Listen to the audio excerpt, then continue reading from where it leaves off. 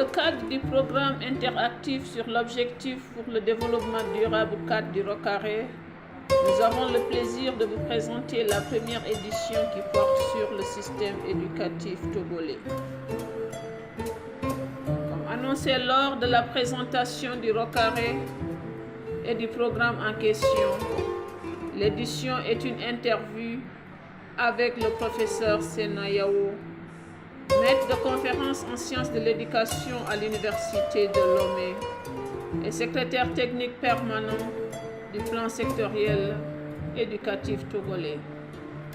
L'interview a été réalisée par le docteur Joseph Zigbe, maître de conférence des universités et coordinateur national du ROCARE Togo. Le contenu de l'interview porte essentiellement sur les acquis du système éducatif togolais à la veille de l'adoption des ODD, l'éducation inclusive, l'analphabétisme, la mise en œuvre de l'ODD 4, les synergies d'action, les acteurs et les démarches entreprises, le financement et le fonds de soutien à l'éducation et enfin les perspectives. Un rappel sur le but du programme. Il sert à soutenir le processus de suivi de l'ODD 4 avec un accent particulier sur l'agenda 2030 et la CESA 2016-2025 par le recueil de données et d'informations pertinentes à travers des réflexions et discussions. Merci pour l'écoute. Nous vous présentons l'interview en entier. Professeur Mado, bonjour. En septembre 2015, lors du sommet sur le développement durable des Nations Unies, les États membres ont adopté officiellement à New York l'agenda 2030 pour le développement durable. Alors, ce programme contient 17 objectifs, notamment un nouvel objectif mondial pour l'éducation qui est appelé ou connu sous l'appellation ODD 4. Alors, l'ODD 4 a pour but d'assurer l'accès de tous à une éducation de qualité sur un pied d'égalité et de promouvoir les possibilités d'apprentissage tout au long de la vie. Il s'accompagne de 7 cibles et de 3 modalités de mise en œuvre. Nous allons passer sous silence ces détails-là. Mais tout de suite, monsieur le professeur, nous voudrions bien que vous nous dites de façon synthétique quelle était la situation de l'éducation au Togo en matière de l'accès à tous à une éducation de qualité, inclusive et égalitaire à la veille de l'adoption des objectifs du développement durable pour ce qui concerne le secteur éducatif.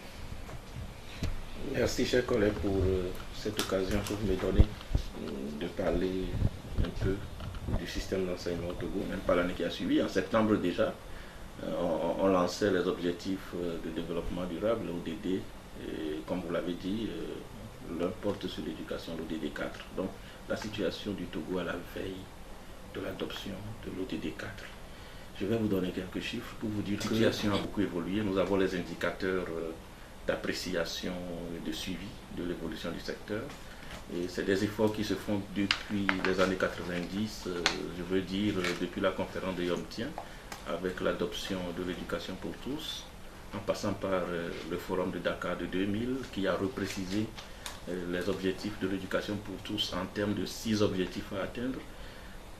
Le Togo a fait beaucoup d'efforts et les indicateurs ont toujours évolué. Donc en 2014, je vous donne quelques chiffres en 2014, en ce qui concerne par exemple le taux d'accès au cours primaire, nous avons un taux brut de 144,5% et un taux net de scolarisation primaire de 92,6%. Donc nous sommes proches de l'objectif de la scolarisation primaire universelle, voulu par les objectifs de l'éducation pour tous. Au niveau primaire toujours, nous avons atteint une parité filles-garçons de 99,0%. Donc il faut reconnaître qu'au cours primaire, nous avons presque autant de filles que de garçons. Au niveau du secondaire également, des efforts ont été faits. L'indice de parité au premier cycle du secondaire a atteint 75,1%, 47,8%. Il y a des efforts à faire, mais nous avons évolué sur ces indicateurs aussi. Le nombre d'enfants scolarisés au secondaire a toujours augmenté et est toujours en nette progression. Au niveau du supérieur et à tous les autres niveaux, je peux vous dire que les efforts se font. Si je prends le volet qualité, volet efficacité, le taux de redoublement en 2014 au primaire est descendu jusqu'à 11,2%. Donc ça fait un effort sur la qualité et le taux de rétention pour ce niveau d'enseignement est arrivé à 63,50%. Le rapport élève-maître, nous avons donc en moyenne dans l'enseignement primaire en 2014 45 élèves par maître. Ça cache bien sûr des disparités. Nous avons des grandes classes dans certaines localités, mais de façon globale, voici ce que la moyenne donne, 45 élèves par maître. Le nombre de manuels de lecture par apprenant 0,8, le nombre de manuels de calcul par apprenant 0,7. Donc en 2014, nous sommes là en 2014, donc chaque élève n'avait pas systématiquement un manuel, mais on avait au moins un manuel pour des élèves et plus, ce qui est bon. Au niveau du secondaire également, si nous considérons l'aspect qualité, l'aspect efficacité de collège, comme nous l'appelons chez nous, est de 21%, un taux qui est toujours très élevé, mais qui est aussi en train de diminuer. Et au second cycle du secondaire, ce taux est de 31% en 2014, un taux qui est très élevé, mais qui est en train de diminuer aussi. Donc voilà quelques indicateurs sur le secteur éducatif à la veille du bilan de 2015 qui va lancer en septembre les ODD, dont l'ODD 4. Oui, professeur, précisez-nous quelle était la situation par rapport à la variable inclusion, éducation inclusive. Et la variable éducation inclusive a été prise en compte par un projet pilote qui a été conduit durant 3 ans dans 2 régions du Togo. La région septentrionale, la région des Savanes, et puis la région de la Kara. À toutes les autres régions du Togo, progressivement, c'est-à-dire chaque année, couvrir une nouvelle région. Mais après le bilan de ces 2 régions, il y a eu quelques difficultés, et notamment l'accompagnement n'a pas été suffisant, et puis on n'a pas mis en place très rapidement toute une politique d'éducation inclusive, ce qui fait que on s'est arrêté sur les 2 régions en attendant donc de préparer tout ce qu'il faut en termes de politique et stratégie nationale d'éducation inclusive, ensuite de préparation des enseignants et de préparation des écoles pour poursuivre l'extension de l'éducation inclusive. Mais il paraît que la situation est très alarmiste au niveau du taux d'analphabétisme. Taux d'analphabétisme. À ce niveau aussi, le taux est très élevé, vous le savez. Nous étions à 43% d'analphabètes au Togo, c'est-à-dire ceux qui ne savent ni lire. Vous ne l'avez pas dit, mais un grand groupe d'apprenants de 9 à 15 ans qui sont hors de l'école. Il y a des efforts qui se font qui ne sont pas à la hauteur de la situation qui est là, c'est-à-dire au-delà de 40%. Très bien. Nous allons poursuivre dans cette interview. Comment est-ce que le Togo s'est organisé pour prendre part à ce forum qui a déterminé, si vous voulez, les ODD 4? Et précisément, après l'adoption de ces ODD-là, comment est-ce que le Togo a réussi à faire la prise en main? Oui, le Togo a participé à ces grandes rencontres, notamment à la conférence, je peux l'appeler conférence bilan de l'EPTT, EPT de Incheon en Corée, conférence bilan. Le Togo a participé, côté gouvernement, il y a eu des représentants, côté société civile, je crois que la coalition nationale togolaise pour l'éducation pour tous a participé à ce forum. Et la délégation est rentrée avec la déclaration de Incheon. Ensuite, il y a eu cette conférence mondiale sur le développement durable des Nations Unies en septembre. Le Togo a participé également, il y a eu une délégation togolaise qui est allée. Donc toutes ces recommandations ont été versées dans les dossiers de l'État pour réflexion et pour suite à donner. Effectivement, le gouvernement a réagi à tout cela. Et il y a eu une sensibilisation qui a commencé, information et sensibilisation sur les ODD en général. Donc dans tous les secteurs qui sont touchés, il y a eu cette information qui a été portée à l'attention de tous les acteurs et partenaires. Au niveau de l'éducation aussi, l'ODD 4 a fait l'objet de plusieurs communications. Vous vous en souvenez, à l'université de Lomé, avec l'appui du PNUD, nous avons eu à faire toute une matinée sur l'ODD 4 où nous avons discuté avec les enseignants, chercheurs et les étudiants sur le contenu de cet objectif. Donc le même exercice a été fait dans plusieurs autres secteurs, voulu par le gouvernement, pour que tout le monde comprenne les nouvelles exigences et recommandations, les nouvelles orientations du développement dans le monde entier. Et après donc cet exercice de sensibilisation, d'information, il y a la mise en place des équipes, des comités au niveau de chaque sous-secteur pour qu'on puisse prendre en compte les cibles de ces objectifs de développement durable dans les plans de développement du pays pour chaque sous-secteur. Justement, au niveau de cette restitution, est-ce qu'il y a eu une synergie d'action entre le gouvernement et les organisations de la société civile? Oui, synergie, oui. Dans quel sens? Dans le sens où pour toutes ces restitutions d'informations, toutes les parties ont été toujours invitées et ont été associées de toutes les forces du pays pour la mise en œuvre du programme de développement. Quels sont les acteurs principaux qui sont impliqués dans la mise en œuvre de ce programme? Mise en œuvre, c'est trop tôt de parler de mise en œuvre. Donc, les 17 ODD sont pris en compte chapitre par chapitre. En ce qui concerne l'éducation, donc nous avons le chapitre qui porte sur l'ODD 4 et nous sommes en train de préparer l'actualisation de notre plan sectoriel de l'éducation qui a été élaboré en fonction des 6 objectifs de Dakar.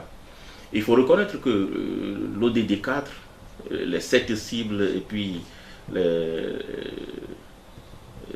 moyens d'action, comme on les appelle, les 3 moyens d'action, ne s'écartent pas des 6 objectifs de Dakar. C'est une sorte d'invitation à mettre l'accent plus sur l'accès, sur l'équité, sur l'inclusion, si nous comparons donc ces objectifs-là.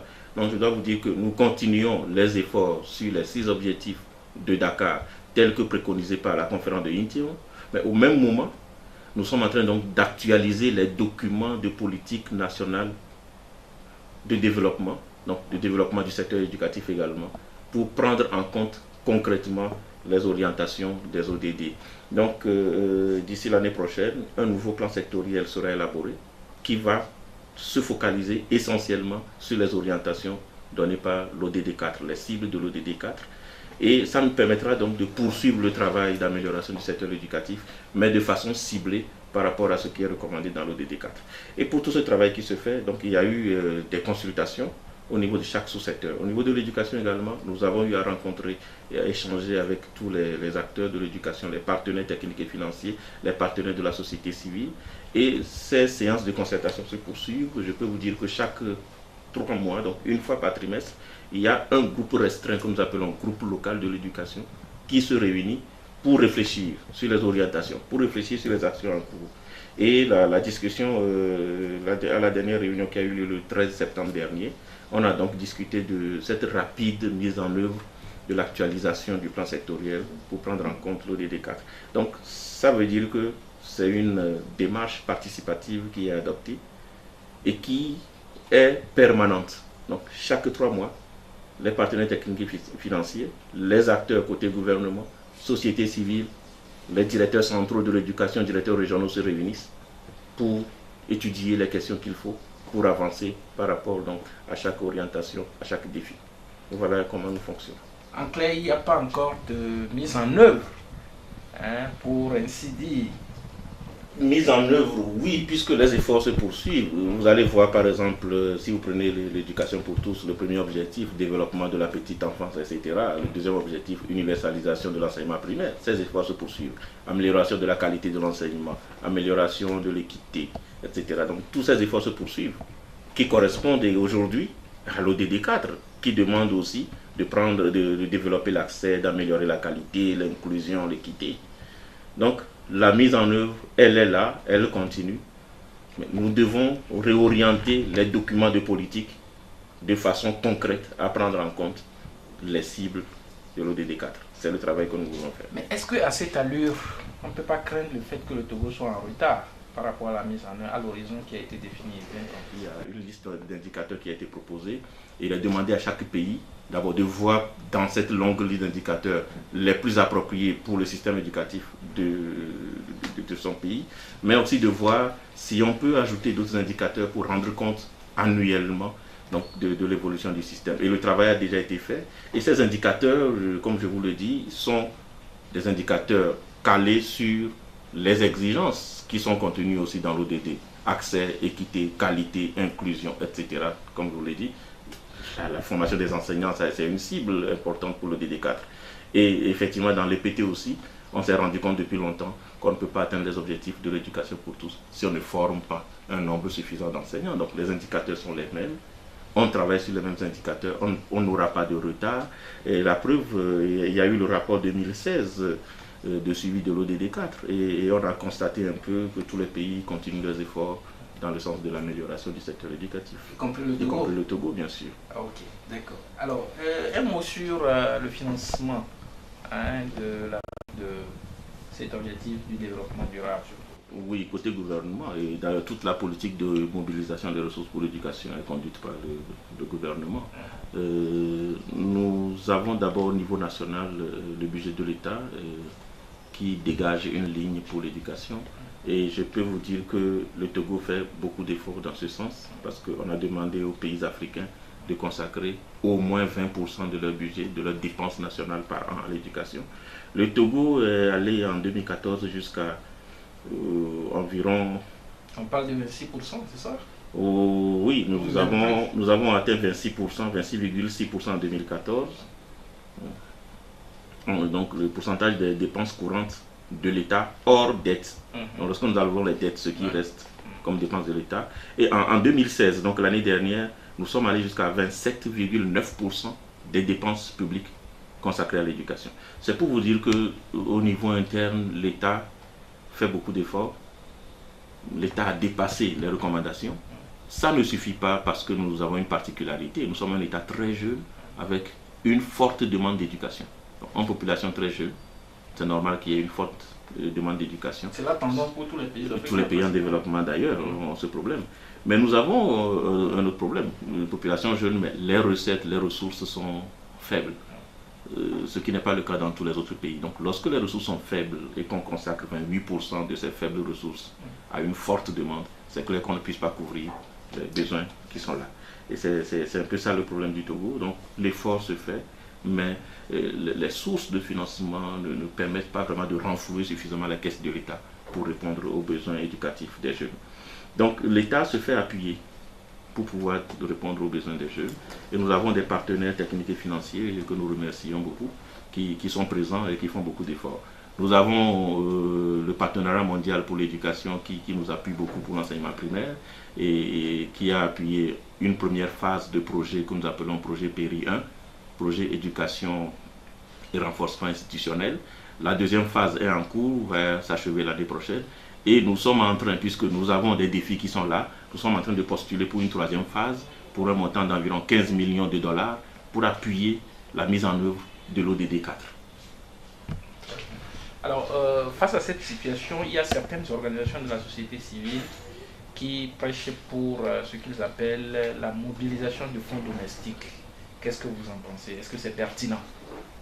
C'est une très bonne idée, c'est très pertinent. Et d'ailleurs, le gouvernement a pensé à ça et dans l'élaboration de ce que nous appelons, c'est un document stratégique d'ailleurs, le plan national de développement de l'éducation. C'est un document en cours d'élaboration.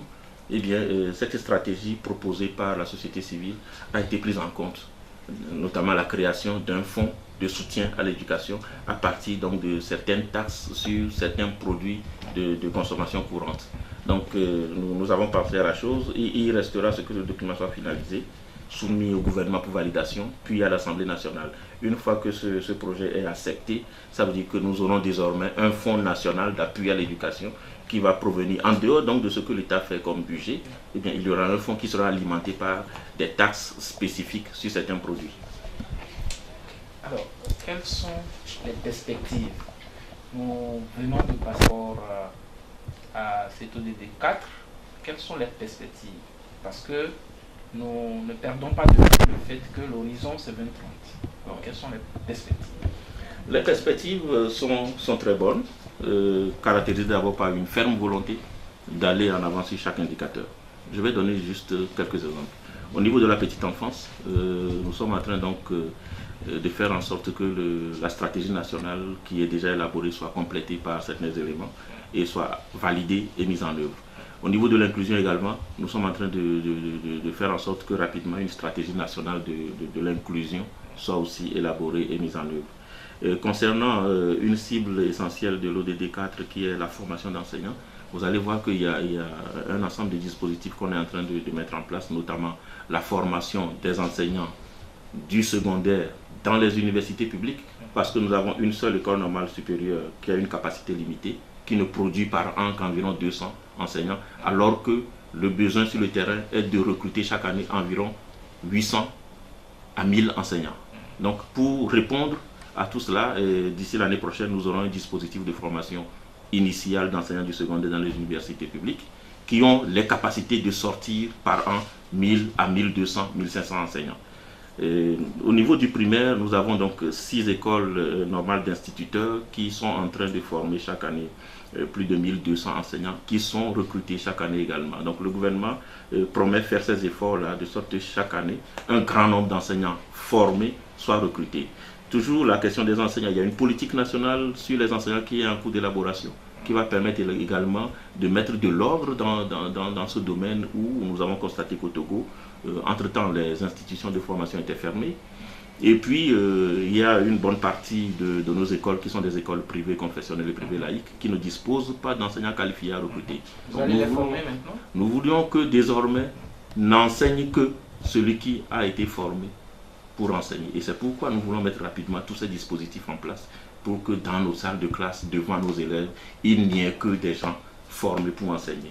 Et c'est dans ce cadre aussi de ces efforts que le Togo a accueilli dernièrement le 10e forum de l'équipe spéciale internationale sur les enseignants, avec une thématique qui cadre bien avec nos préoccupations, enseigner une profession. Et ça cadre bien avec la préoccupation du gouvernement, c'est-à-dire on veut que désormais tout enseignant soit un professionnel. Donc, pour être professionnel, il faut répondre à certaines compétences. Et pour avoir les compétences, il faut sortir d'une institution qualifiée de formation. Donc, il y a tout un programme de renforcement des capacités des enseignants, de formation des enseignants, de suivi, d'amélioration des conditions de travail des enseignants pour faire en sorte que la qualité de l'éducation s'améliore au Togo. Donc, voilà des perspectives, des pistes sur lesquelles l'État est en train de travailler pour que nous puissions vraiment répondre à temps aux défis des ODD, spécialement l'ODD 4. Alors, en clair, ça promet. Bien sûr, ça promet, si les efforts se poursuivent et si le contexte le permet.